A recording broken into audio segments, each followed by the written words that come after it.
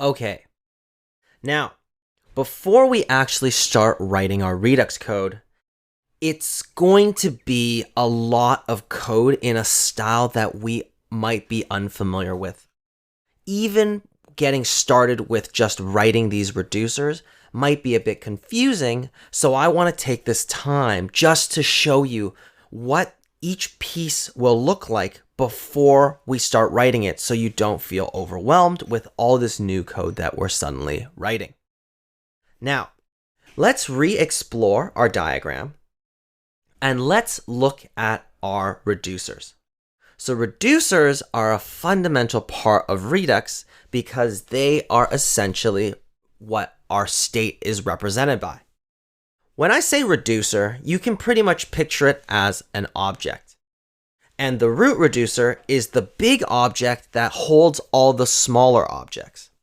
So, for example, our home reducer is just an object that holds properties equal to the data that we want related to the home. Anything related to home, right, that we might want to separate in its own object will be in the home reducer.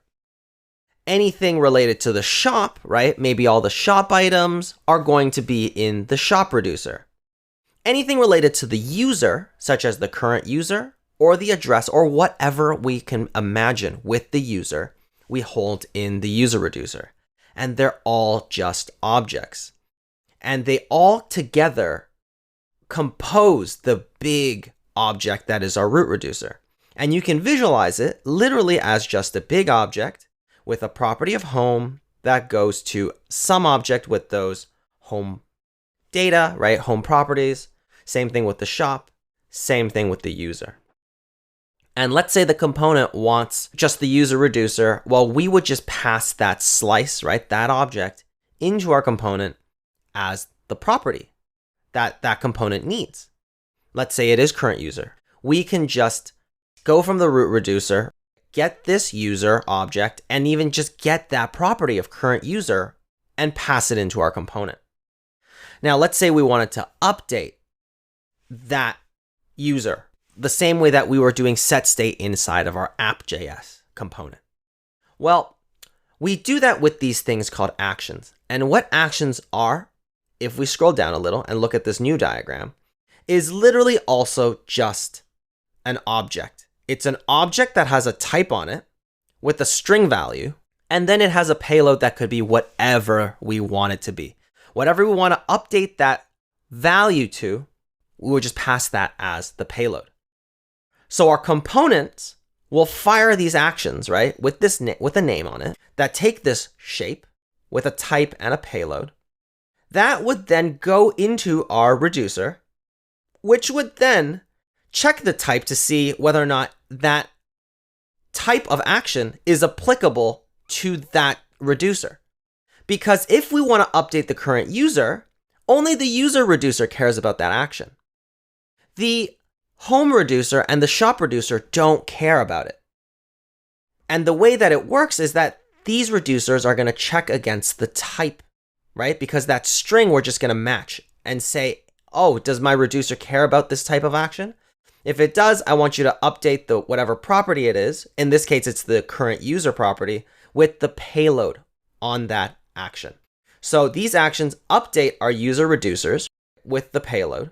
And then our user reducer passes that current user in as a prop to the component. And then the component will render however it needs to with the prop.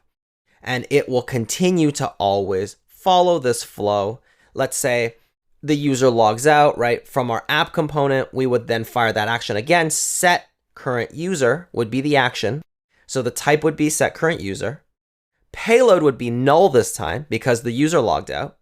So then our user reducer would update current user with null and then pass that null current user property into our component so that our component can render null as current user or do whatever it wants with it. At that point, our component cares about that property, but our Redux does not.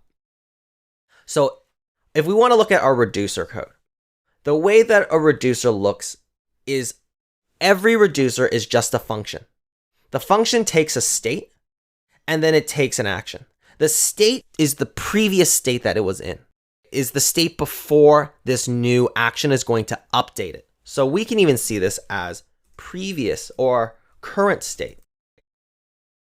And what we would do is with this function, it's going to return an object. It's going to return an object, and that object is going to be the new state of our user reducer. It's going to be a new object. So what we do to determine that is we use what's called a switch statement. And a switch statement is kind of like a really big if statement. So we're checking the action type, right? Which is that string value we saw here. We're going to check the type. If the case is that action type is set current user, if that's what that string of value of type is, then we're going to return a new object where we are going to just spread in current state, but make sure that the current user property is the payload. And the reason we always return a new object is because we want our components to re-render. As we remember, if we pass in the same old object, except the property is different, our components might not re-render the way we want them to because of the way that React components work. React components only re-render if their props are different. And the only way that the props are different is if the object that it has is new.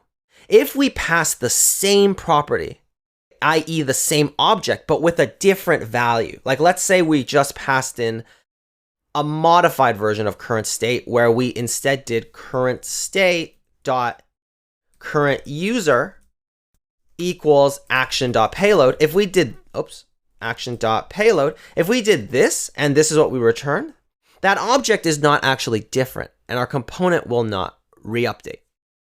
Instead, we have to always remember to render a new object, right, as what we pass.